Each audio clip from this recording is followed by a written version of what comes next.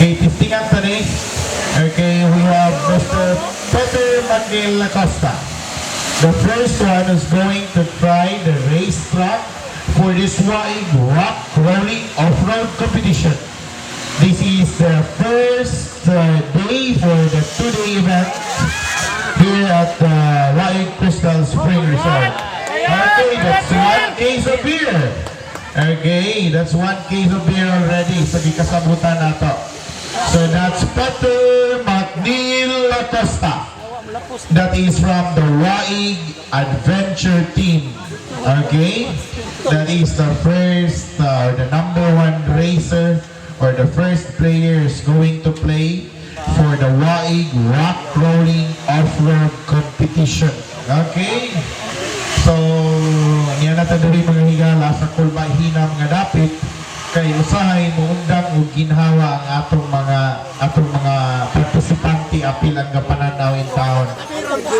Kamo ko na testing din na lagi ko no lubag-lubag ang manubila o makabalo ba mo di gyud lalim sus ginawang nagkuwag ba to. Okay, hala sige gyud mo karon.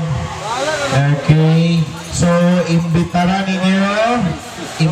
ninyo diri sa mag-undang o ginhawa usahay kay mananaw paning Waig Rock Rolling Off-Road Competition. Okay, that's the second. Okay, that's the second case of beer.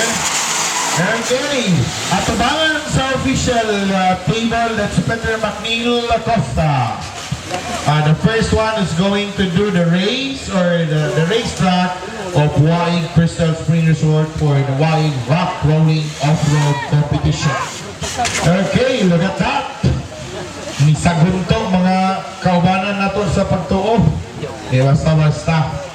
Okay, probably you're going to enjoy sa permiro pa lang ni adlaw ha. Di pa lang ni sugod pa lang ni mga higala para sa atong Waig Rock Rolling Off-Road Competition. Okay, pasaka na dito para sa kasayuran sa tanan. Busaka pa na dito sa ibabaw.